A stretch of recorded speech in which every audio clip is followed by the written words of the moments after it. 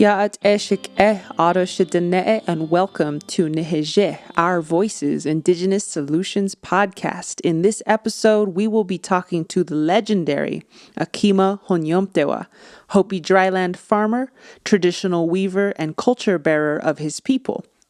We spoke about the dynamics of Hopi dryland farming and its relation to climate change. We also spoke about the role of the human being in the universe, and perhaps most importantly, we spoke about his understanding and view of women, females, and the feminine. And so, without further ado, let's get into our interview with Ahkima Honyumptewa. Thank you so much for being here. We really appreciate it. It's an honor to have you here. I've seen your plants, growing on Instagram. Thank you. Yeah, and YouTube. Oh, thank you. Yeah. And we really admire, I think, just the different planting practices of Hopi people in general and all dryland farmers. But so where are you from? Maybe we'll just start with that. I'm Ahkima. I'm from Bakavy, Arizona. Hopi. Third Mesa, descendants from Oloribe, Snake Clan. Awesome. Thank you. So I'm interviewing you right now on March 26th, 2022. We've just passed the spring equinox and everybody is getting ready to plant their fields all around the northern hemisphere, all around the world. So I feel very privileged. I got to walk through your 100-year-old peach orchard just now, growing in the sands of the desert, growing in a wash, and you said this was handed down to you from your forefathers. Third generation. Yeah. So one of the things that a lot of farmers are concerned about, of course, is the changing weather, the changing precipitation, the change in water availability.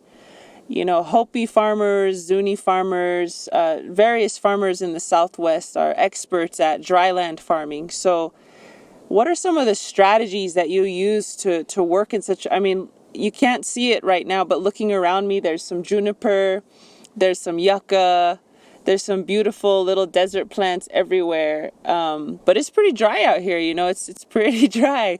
And yet you manage, I've seen them just huge fields of corn, huge fields of watermelon, huge fields of beans.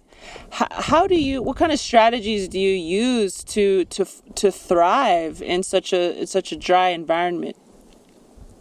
Well, that goes to prep work. And what I mean by prep work is by damming your field. And when you dam your field, the water soaks. It takes years to soak.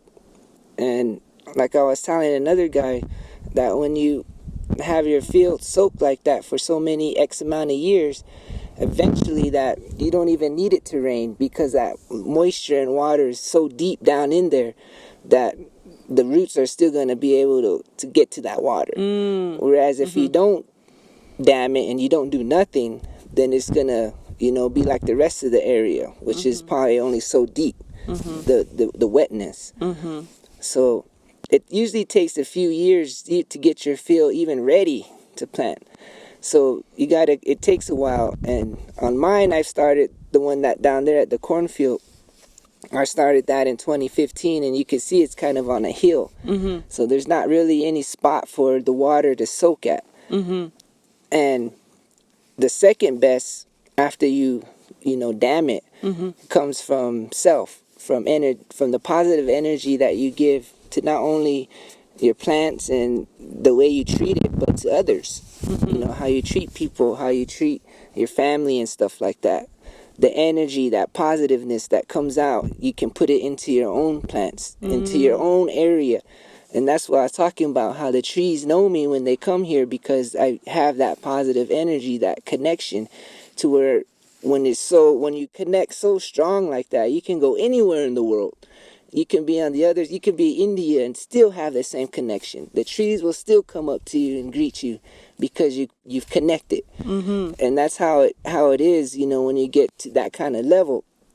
you can connect with the trees in the area, not just with the trees, but with the animals and the insects. You can connect with them, and they could even support you and help you, you know, because you're taking care of them too. You know, they know animals, the insects, the plants, the bushes, all of those things, the mountains. They know when you're on the right path. They know when you're on a positive energy, and they'll show you in some form or way or another, by rain or dew, or you know what I mean, some kind of the land will show you things when you're on that level. When you're not on that level, if you're negative all the time, you're always hating, then your fields aren't going to grow. Then, you know, it'll grow so high and then it'll stop, it'll dry. So you always want to be positive, you always want to be respectful, and that's how that things grow, because of that. And that's what the other good positive thing from, you know, to get things to grow in the desert is by that. And a lot of the people that plant don't have that. You know, they're not respectful. They're not, I mean, on the outside they are, but on the inside they'll turn around and, you know, call you names. That's the kind of people they are, and it shows in their fields. Or, you know, in everything, even in their artwork, it shows. And so that's why, you know, you always want to be positive. You always want to be like that, so that way everything thrives around you, not just your plants and your produce, but, you know, people. And that's how you get healthy, is because the good energy you get into your food comes back to you when you eat it. Yeah. Yeah, they always say that, you know, when you're cooking food too, to have good thoughts and to pray and to put your good thoughts into the food, so that whoever eats it, you know, they're actually eating all the feelings and all the thoughts that you had when you were cooking. And so it makes sense to have the same thing when you're planting. Yeah, that's why you don't want to be in a bad mood when you're cooking dinner or lunch for somebody, because that energy goes into that food and the other person will consume it, that energy, which will make them sick, or food poisoning, or you know what I mean, diarrhea, or you know, anything can happen. And it's because whoever was cooking it wasn't wasn't in a good mood, and it affects whoever eats it. And you know, that's why a long time ago we would tease, you know, the church people, because they would pray to their food. You know what I mean? Yeah. But after it changed, now I see why they do that. Yeah. And I do that now. Yeah. You know, when I'm at home, I'll pray to my food. I'll talk to my food, you know. And the reason why I seen a thing on TV where they did a experiment on water. Yeah. You seen that? I was just about to mention that. Yeah, where they say good things to the water, and then they'll say bad things to the water, and then they'll freeze it. And then the good things that were said were in nice crystal form and, you know, beautiful shapes. And then the negative one was all corrupted and crazy. There was no pattern. There was no nothing. And, you know, when I saw that, it made me think, you know, we want to be drinking the good water. And so because I drink out of the spring. Yeah. I don't drink bottled water or any of that stuff. I drink directly from the springs from here in Hopi. And so when I go get my water, I'm always thanking it. Like, thank you, you know, help me get good, you know, help my body, you know. So every time I drink it, it has that good crystals in it. And that made me think. So now I do the same thing to food. Because the food will probably help benefit you if you say good things to it. And, you know, that good energy will come out of it. And the food has water in it too, so it is affected in that way. And one thing that I love looking at your fields is that it's all fed by rainwater. There's no outside irrigation. What is that about? What is that? Is that an old form of farming here? Yeah, and that's why in Hopi it's traditional farming, because we didn't rely on irrigation. Our irrigation came from ceremonies. And that's what I was talking about earlier, is when in the old days, like 200 years ago, 300 years ago, even before the government in Spanish came, the ceremonies were all timely, and it was all for growing food. And that's why everything came from self, because when we would participate in those ceremonies, we'd go back to our fields, and the energies that we would put into it would come back. And that's how we would get things to grow. And in those days, the rains, the seasons, everything was timely. Everything was right on. Like it would rain The right on cycle. time. Yeah, the cycles of the seasons were right on, smack dab on time. Mm-hmm. Today it's not like that. Mm-hmm. Everything is way off. Everything is, not timely anymore. So back then, farming took very little effort. I mean, you can plant and it would thrive. And not only would it thrive, animals and all of that wouldn't eat it because the weather was timely. Everything was timely. They didn't have to eat it. Yeah. All the food was plentiful. The earth was, flourishing. There was food everywhere. So in those days, the rabbits, the crows, the animals, the insects, the worms, I mean, they went to them, but it wasn't like today where they just, will tear your whole field up in days. Yeah, yeah. If you're not there. Yeah. But in those days, it wasn't like that. And so farming was very little effort. It grew, and today it's not like that. We have to work extra harder. The weather, of course, and the people that are doing ceremonies aren't farmers. Mm-hmm. And so when they do these dances, they don't realize that they're messing it up for us, the farmers, because we can't go out and plant. Or when we do plant and the plants are little, they put on a dance and it freezes it. Mm-hmm. You know what I mean? And because these people putting on these dances don't have no education on nature. Mm-hmm. They don't understand the cycle of the season. They just go by what they're being told by the leaders. And like I said, the leaders aren't educated.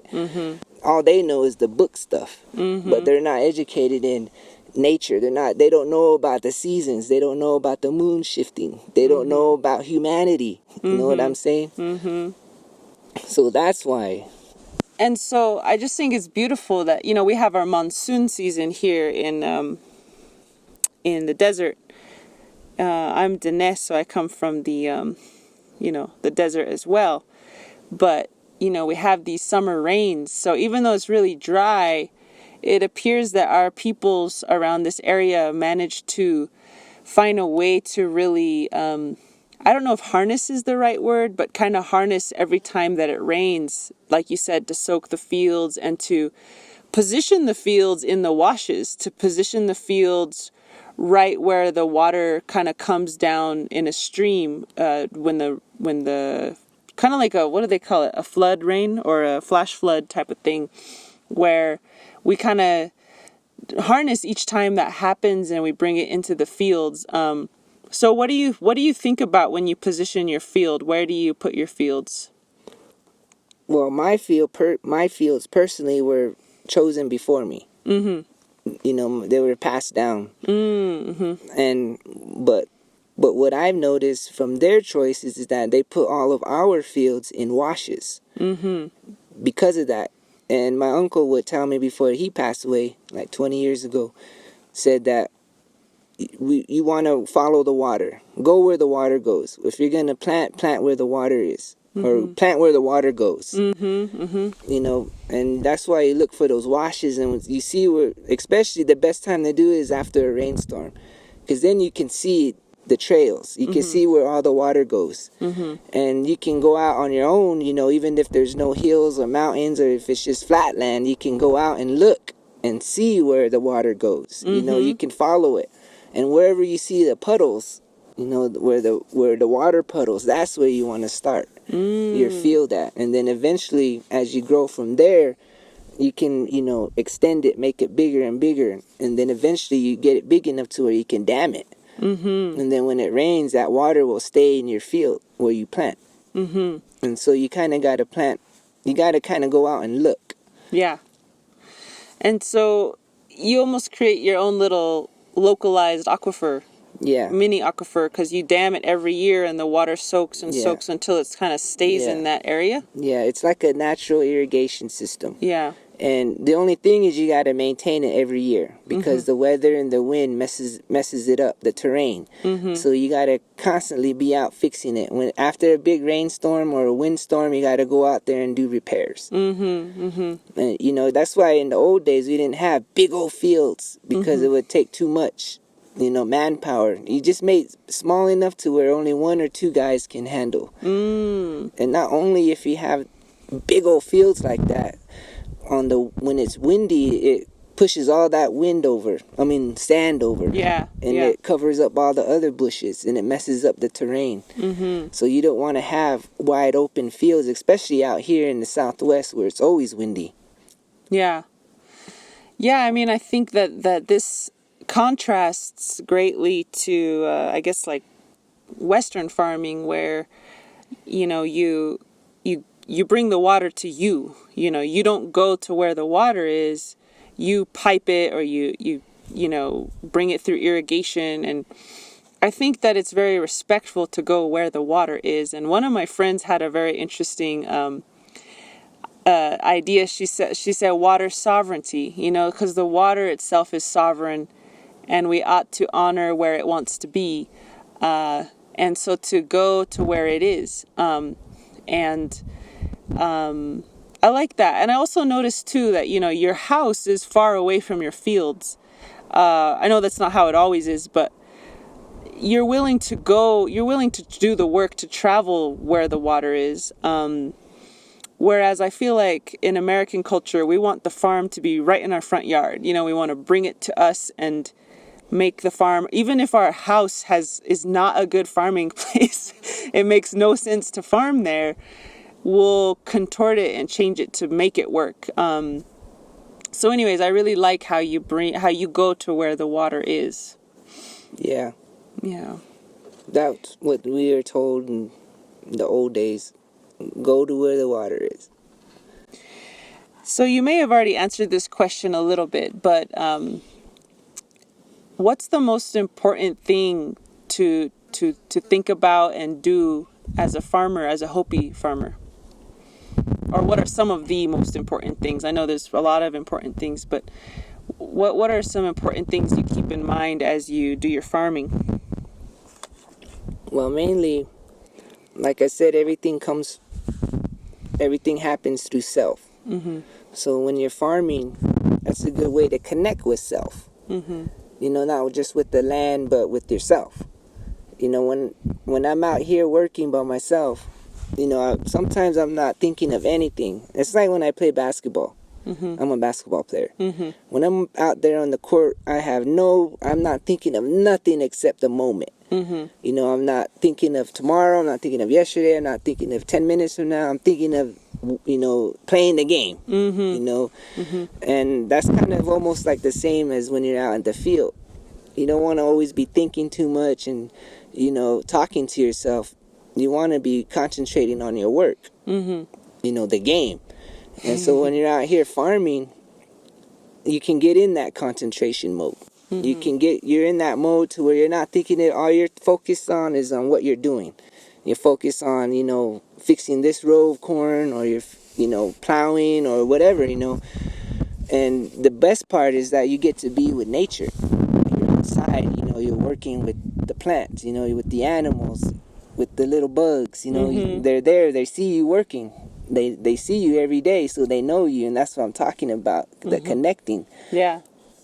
And so that's one of the main reasons why I farm is, to help myself. Mentally, spiritually, and physically, we got to connect. We got to bring those three treasures, what they call in Buddhist teachings, that you bring those three treasures together to help build yourself. And a lot of different cultures have different ways of doing that. And this is a good way for any culture to do it, is through farming. Because you find yourself and you lose yourself when you're out here. And especially if you got plants growing. Because then you're talking to the plants. They tell us you want to treat your plants like your own kids. Like your own kids are your plants. And it shows. It's a good teaching tool as parenting. Like, you can tell if this farmer is a good parent by the way their plants look, by the way their produce is coming out, because they take care of them like they would with kids. Whereas the bad farmers, the bad parents, you can tell how their fields are and their kids by how they grow up and how they act. You know what I'm saying? The bad farmers will forget their fields. The bad parents will forget their children. You know what I mean? And that's why a lot of the parenting today, like I was talking about earlier with leadership, is because they don't want to learn. They're lazy. They don't want to, you work. There's jobs, but nobody wants to work. You know what I mean? And everyone's crying about, oh, we don't have self-employment, we don't have money. That's just a bunch of crap. Because there's jobs, there's work, there's stuff. It's just a lot of the people are so lazy and just don't want to do anything. They depend on other people to support them. I've met a lot of people that are like that. They're like leeches. They'll suck on you and take from you until they get what they want, and then they forget about you. That's what you call fake friends. Because a lot of people do that. They come at you as friends, and then once they get what they want, then they forget about you. They leave. They don't even know you no more. Yeah. It's like, what the heck? Yeah. I thought we were friends. And so it's the same way. So that's why when you farm, there's learning in it when you're out there farming, especially if you get to farm with somebody experienced. Yeah. A grandpa or uncle, somebody that's been farming. They can teach you things, not just about what's going on with the farming, but about the area. Yeah. Your surroundings, the trees, the bushes, the bugs. In Hopi, certain bugs come out at certain moons. Certain bushes come out at certain moons. And that's how can we know what time to do things, is just by our surroundings. And so that's why farming is a big teaching tool, which I highly recommend for any culture. So all cultures should be farmers, in my opinion. Yeah. When you said bad farmers, I thought of myself. Because I'm really good at collecting seeds, but not so good at planting and keeping them. Well, at the same time, it is partly due to land loss, and Christianization, missionization, colonization, boarding schoolization. And so I'm not too hard on myself, but I think that's why land back, this idea of, returning land to indigenous peoples, because I think it's 70% of indigenous peoples live in cities is the statistic. And I feel like I'm one of them. I'm one of those native people who I did grow up rurally in Taos, New Mexico, way out in the bushes. But as I got older, we sold that land. I didn't have access to land, and I went to school in San Francisco, and now I'm in Albuquerque. But, I think that it's really hard to plant when you don't have a land base. You don't have roots anymore, and I think so many of our native people and all people too, people of all races and all nations have been uprooted. And I think that, land back, returning lands to indigenous peoples, and also like people back, returning people back to the land, will help us have an opportunity to experience what you're talking about, to meditate in the field, to root ourselves down, to know what it means to be a good parent. But I really loved what you said about how planting teaches you to be a good parent, because you have to keep coming back. They're like your babies, you can't abandon them or forget about them. And I think that's one of the things that really inspired me when I heard you talk to the Jicarilla schools the other day, the Apache schools, was just how you're saying about how these plants are like our children. And I am in the process, finally, I'm in my early 30s, finally getting a land base, finally getting a home so that I can start planting. And I do encourage everyone to try to do that however they can. Yeah, even if it's just a small garden, even that's good. Yeah. At least you're making a commitment. Yep. And that's all you need, is to show that you're trying. It's not trying is what gets spiritual people. When you don't try and you don't give any effort, then you might as well just lay down and die. Because you're getting busy dying and you're not getting busy living. And that has to do with our lifestyle. This lifestyle we're living in, it causes that. And a lot of blame has to be put on this lifestyle with technology. It took away our spirits. Yes. And I think that trying is so important. And I did actually plant a little garden, recently, and I still have my first corn, my first ear of corn I ever grew. Yep. It's kind of sad and small, but I'm very proud of it. And At least you tried. yeah, exactly. Because I have friends in Japan that have no land. They live, right there in apartments. But at least they have, they're growing stuff from the home. Yeah. They got little pots. They got little stuff growing, vegetables, But at least they're trying. And that's all you need. The rhythm of the earth is still going.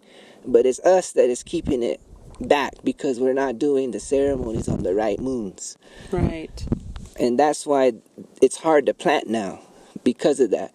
So if when they do the last ceremonies, that's when you would want to plant right as soon as you can. Right after that last one, boom, plant. If there's none, then plant right away, boom. If it wasn't for the bean dances, I would have planted in February. Because even in January, the trees are already budding. But then we had the bean dance and brought that snow and it killed all those buds. And so it had to regrow again, restart all over again. And then just as it was coming, and they throw on another dance, froze it all again.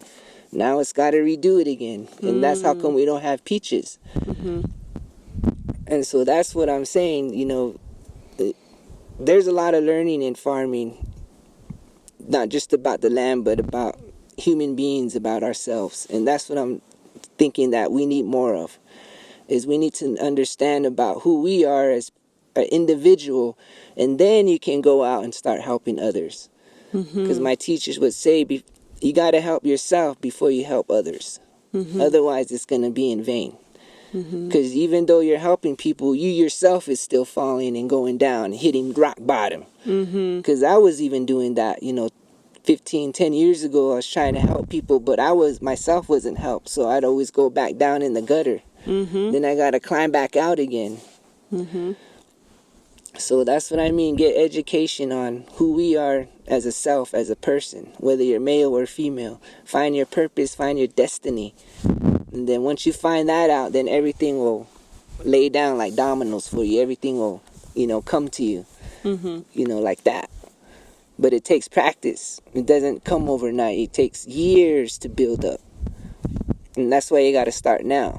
This is my 10th year. This is my 10th year of training, running and exercising. I started back in 2012.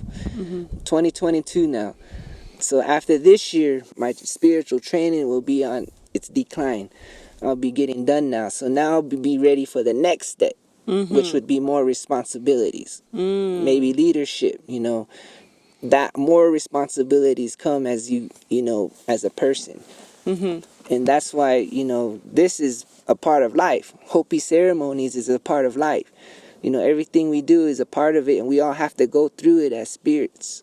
And that's what makes Araibi so special, because Hopi ceremony to me is mandatory for all spirits to go through. Even though you're not Hopi now, when you pass away in your next life, you can get reborn a Hopi and go through the rituals. Your spirit will go through the ceremonies and get initiated and go through it. And once we go through all Hopi ceremonies, then we can go up to the next step, which is, leadership, being a chief, that kind of stuff comes next. And then once you pass being that, then you become being a world leader, become a world chief or enlightened being, a Buddha.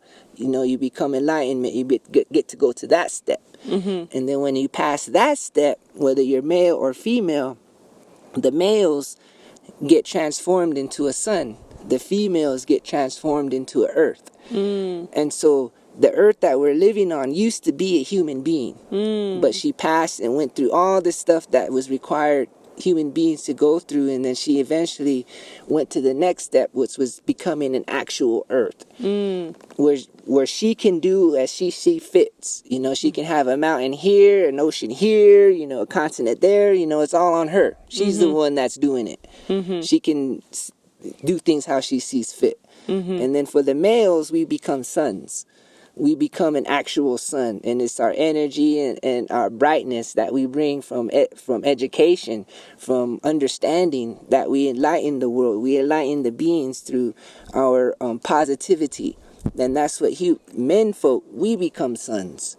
And that's how you get human beings. Because you got to have an earth, you got to have a sun. And then when you get those two, then you can have human beings. Mm-hmm. And so and then when you pass that, then you get to become, you're no longer male or female anymore. Then you become galaxies. You become a solar system. Mm-hmm. An actual, Milky Way is used to me, in my opinion, used to be a human being, but it was so many, hundreds of billions of thousands of years ago that person, eventually, because that's how old we are. I believe our spirits is that old. We're just as old as galaxies. Yeah. But we just been repeating our lives over and over and over and over. It's infinite to where we can't get out. We're either putting ourselves down or we're getting ourselves out. And to me, that's what, all of this is all about, is learning our place, where we be, where we become. And so when you think about it, every galaxy out there has a sun in it, has an earth in it, has human beings in it. And there's only one. So to me, there's no different cultures in one solar system. There's only one life form in every galaxy. Yeah. To me. So that's my interpretation on how we are as human beings, how you go from the lowest stage to the smallest little atom to insects, to animals, to human beings, to planets, we it's a whole cycle. Once you finish becoming a galaxy, then you start all over again to the smallest atom. You know what I mean? It's infinite. It's always infinite. And a lot of us human beings were stuck in this, what they call samsara. In Tibet, they call it samsara, where it's a continuous rebirth and death of life. Human beings, and it all comes down to karma. How we live our lives is how we get positioned, whether we get up here or whether we're down here again. It's how we live our lives as human beings and what we do, positivity. And that's how we get promoted to the next step. And that's I was just going to ask, how do you advance? Through karma. Through positivity. Yeah, through karma. Yeah. What we do for others. And that's why I believe that when you learn it in that way, then unseen spirits and all that really can't do nothing to help you. It's really on you. You know what I mean? You can pray to someone to help you, but then you're not helping yourself. You're depending on somebody else or something. And that's why we say you got to depend on your own self to get to that level. If you want to talk to the spirits, you got to talk to them through energy. You can't talk to them through words because they don't understand what we're saying. They don't know. The only thing they know is energy. And every living thing has an energy field, has a yin and yang, has that connection. Whether it's a rock or a tree or a bush, it all has that energy field. And that's what we're talking about. You got to come, concentrate and develop self before you can start going out and helping others. And I spent 10 years doing that to me. I've been training for 10 years now. And now I'm past that. After this year, my 10 years will be over. So next year, I'll be expecting more responsibilities, maybe even more lectures. More people are going to be wanting more help. And that's when I can have more free time to do that because my training is done. Yeah, I can fully relate. I always wanted to help the world, but starting doing drugs when I was 11 years old, or at least directly, I was getting contact high pretty much since I was born. But, starting to do my own drugs and being drugged when I was 11 and all the abuse that comes with that, being an addict and being in the wrong place at the wrong time. I finally was realizing I couldn't help people. I had to help myself. And so I was about 20 years old when I finally prayed in a very sincere way to be sober. I said, Creator, I'm ready to get sober. Holy people, I'm ready to get sober. And so you're right. It had to come from myself. I mean, I could pray and they did help me, but I had to want it and I had to work with them to help me out of it. And they sent me a lot of help. They sent me people to teach me. They sent me ways to understand why I was addicted and how to heal from the abuse, and how to heal from lots of different stuff. But I had to take them up on it. I had to show up and meet the people and listen to them, and I had to want to learn. And this year I'll be 10 years sober in December.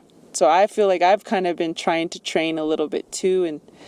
And I love this idea that like the way we advance is through kindness, you know, to be kind to others, to give to others is how our spirits grow. And that's exactly what my other mentors had told me from Lakota Nation.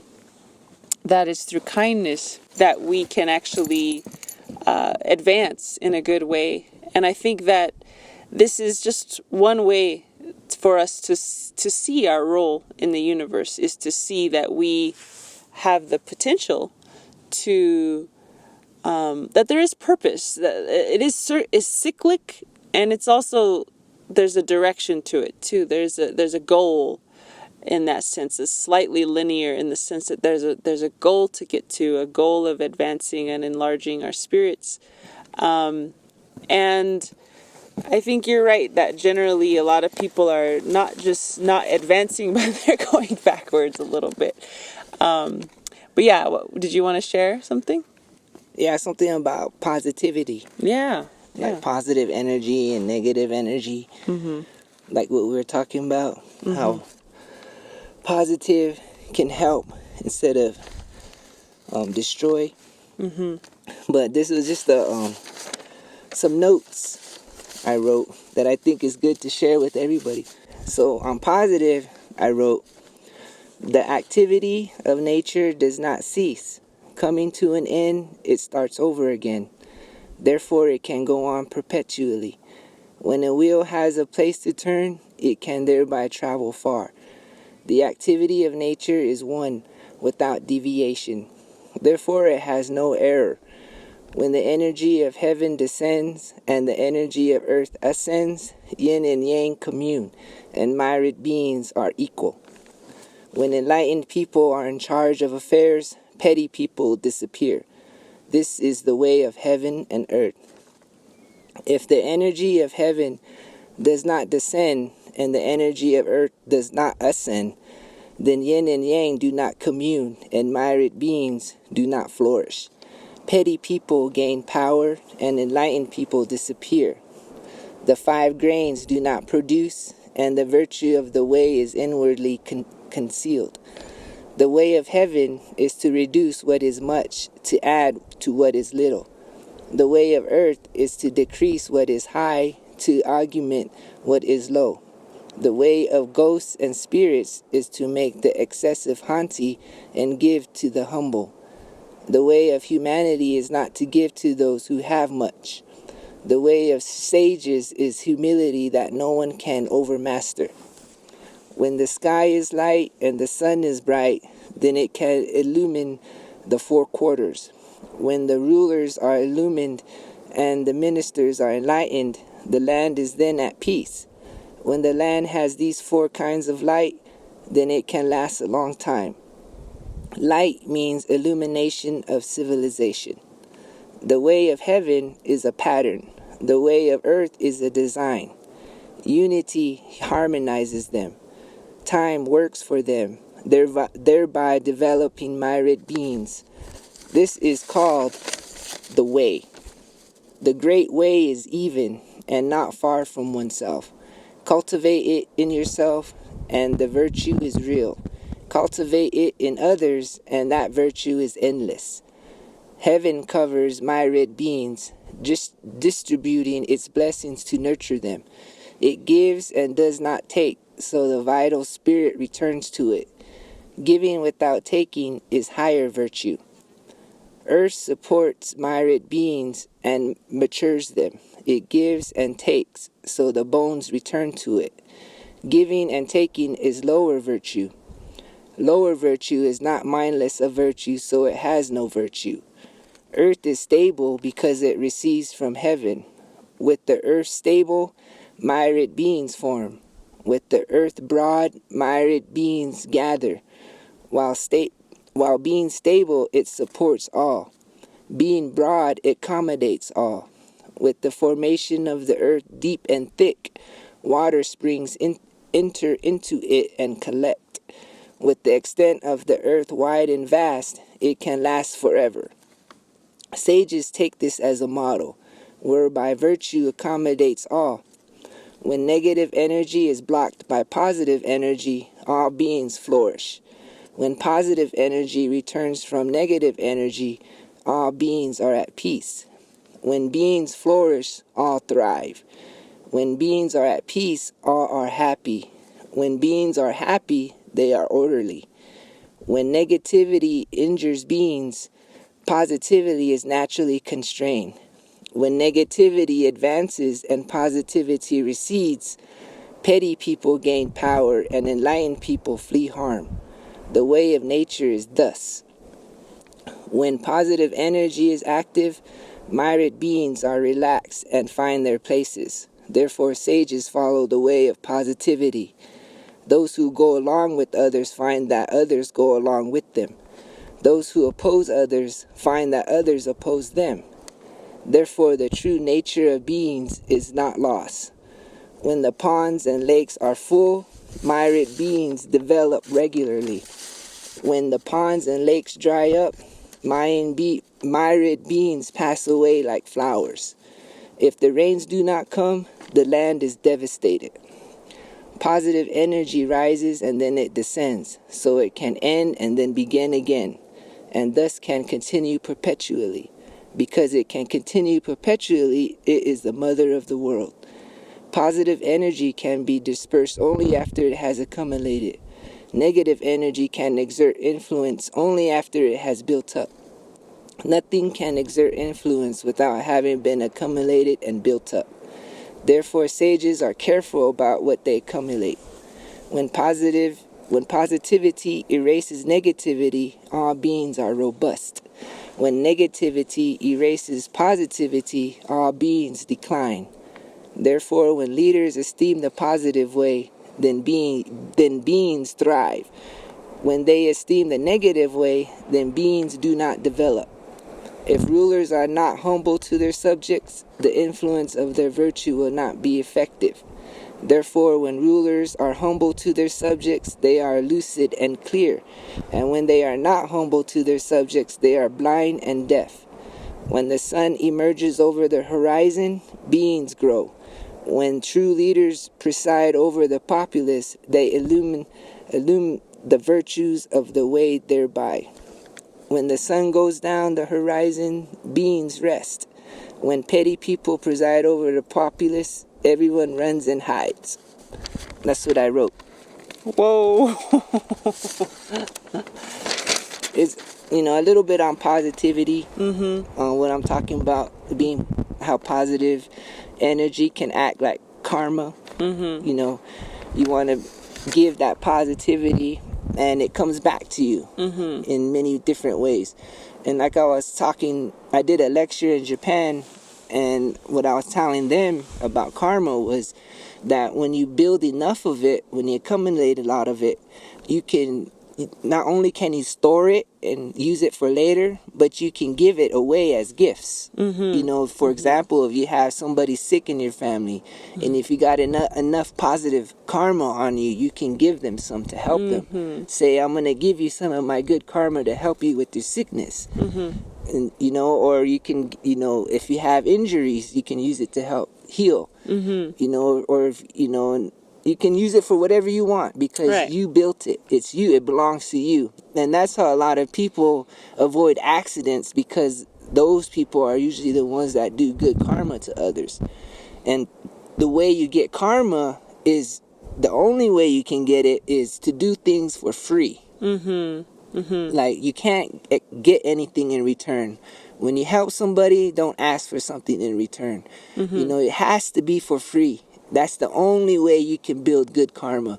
And the more you help people, even though it's little, that little bit adds up. It adds and adds and adds, and it builds and builds to where almost all these good blessings come to you. You know what I mean? It almost seems like as if magic. Like, this guy's good luck. You know what I mean? Because he's built up all that karma, he or she, they build up all that good karma to where all this good energy follows them, all this good karma follows them. So whoever they affect, it affects them, the people around them. And that's Yeah. why everybody wants to be around them, because good things happen, you know? So this was just some of the research that I do, because I study a lot of not just my own, but other cultures. Yeah. You know, not just the indigenous, but other cultures from around the world. You know, Asia, China. You know, a lot of my stuff comes from China, from India. You know, of course, I've read some of the Bible. You know, I know the stories on that. Yeah.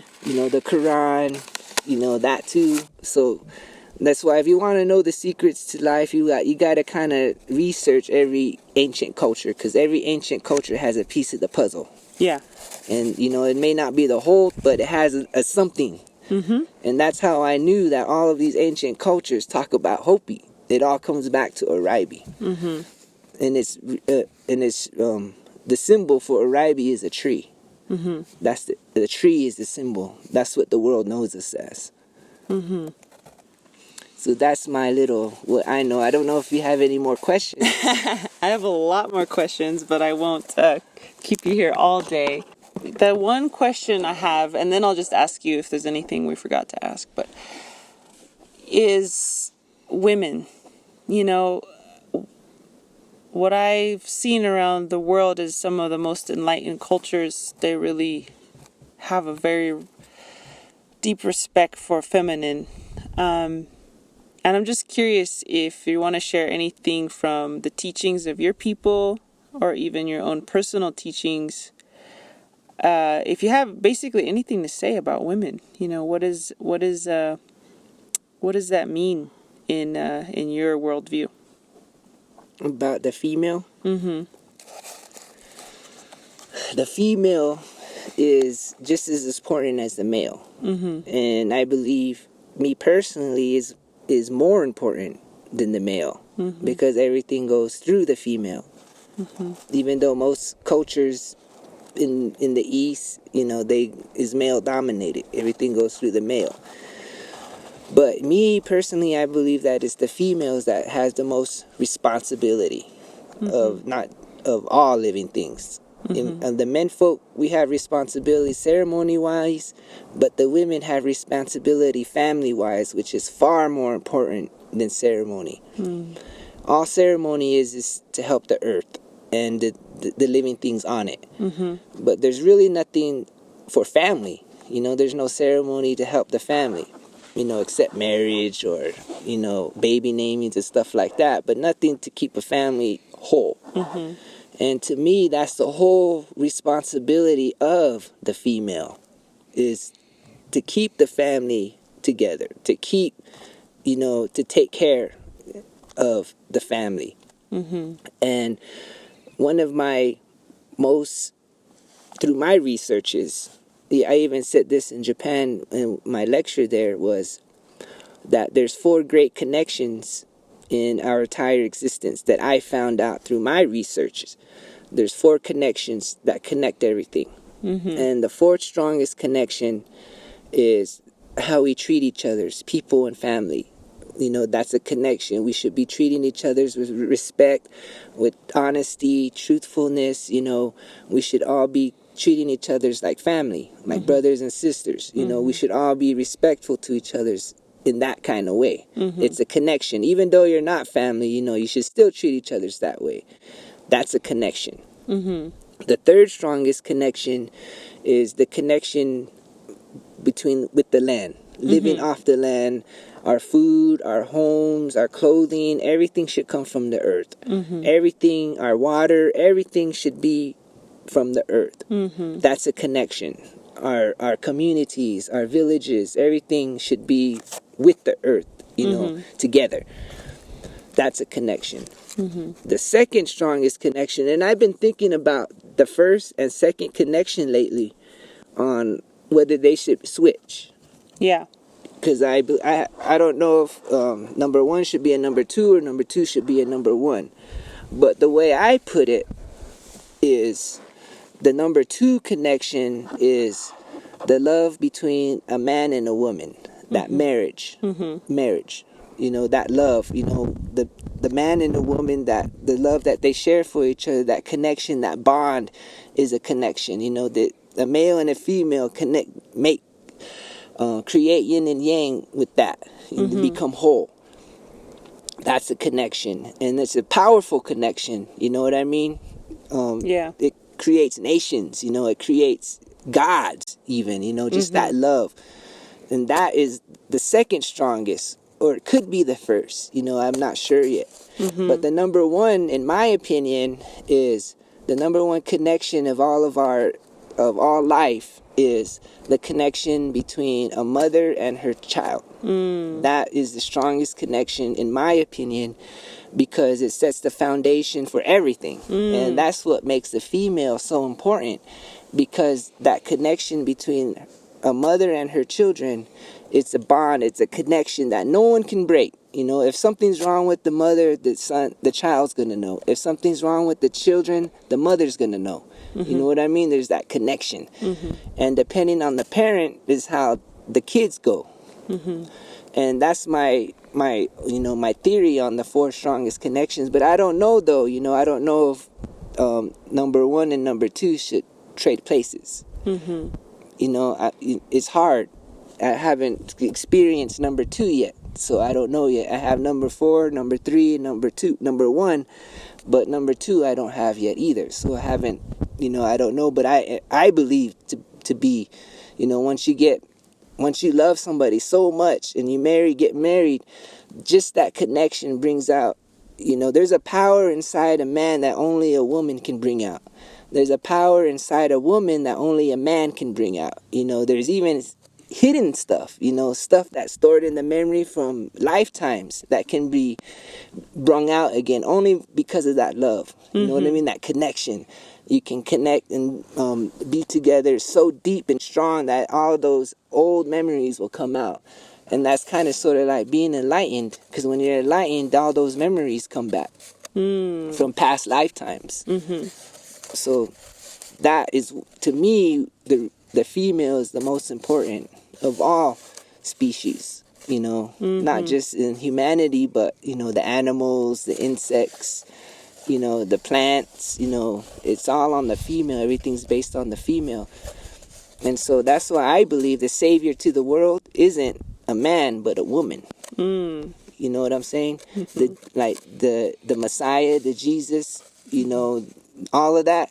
It's going to be worked through a man, but it's going to be because of a woman.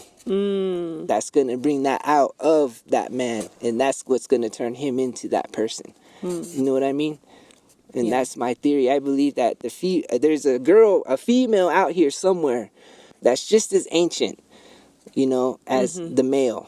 And it's going to be almost like Ghostbusters. Remember, you got the gatekeeper and the keymaster. You got to get them together to open it up. Almost like that, but for good. Yes. And everything is so crazy and chaotic that the bad people are hoping to God that they don't meet. Because if they meet, then that's just going to be the end of their, you know what I mean? Yep. So I know it's a weird way to put it. No, it's not weird at all. But makes sense. That's just, my theory on why the female is most important. And they play the most important part in human beings' existence is the female. The male is there, of course. We play a part, but it's not as strong as the females, because we're not the ones that have the child. It's the women that have it. And it's the woman's responsibility to take care of that child. So when you look at it on a higher level, like the sun and the earth is responsible for the humans. You know what I mean? The earth's going to do whatever she can to take care of the humans along with the sun. And so the sun can do punishments, though, like the dad can punish the kids, when they get out of hand, by doing whatever, catastrophes or something. We don't know. But that's what I believe is going to happen, that the sun is going to get mad at us and cause like a solar flare or something, or something to where it's gonna, hurt humanity. Well, I mean, I'll say something a little controversial, but I've never been one to shy away from that. But some people say that Jesus actually did have a female counterpart. Mary Magdalene they say she was a prostitute. But when Jesus approached her, he didn't judge her. He saw she was a sacred woman. And I always say, she was not a prostitute. She was a sex slave. She was enslaved by the world around her. And her story was buried when the churches transferred over to the Roman Empire. And but that part of what brought Jesus out, the strength of him, his soul to grow where it grew, was his service to this woman, his compassion and his non-judgment, and his seeing her when everyone else had thrown her in the trash. The whole world told her she was nothing. He saw something beautiful in her. And they say that they worked together. And even after his death, there's a cave in France where she went. It's called Mary's Cave. You can go to it, where she would heal people. And so I really appreciate what you said. And I love that about indigenous cultures across the continent. We honor women. And even in Dene, we get our clans from our mothers. And we have a joke in Dene, we say Father Sky, Mother Earth. And we say, okay, so that means the men, you guys are in charge of everything in the sky, and the women were in charge of everything on the earth, which, it's more of a joke, but just saying we have a lot of sway, we have a lot of influence as women in our culture. And they even say that the women's suffrage movement to get women to vote was inspired by the Haudenosaunee Confederacy, that these American women spent time with the native people in the Haudenosaunee Confederacy, and they saw how the women had rights, the women had a voice, the women had sway, even more sometimes sway than the men. But again, they're equal, but and then they say, hey, how come we don't have that? So they went out and demanded their right to vote. So indigenous peoples have inspired so much out there in the world of how to honor the women. And that's why I wanted to ask you that question. I think it's so important. Well, just thank you so much for your time. We've spent a very wonderful bit of time together. And I just appreciate you for sharing your heart, sharing your mind, sharing your thoughts that you have gained throughout this training period, and from your ancestors and from the land and from other cultures too. Thank you so much for sharing that with me and all the people who are listening. And I pray that it helps maybe even one person.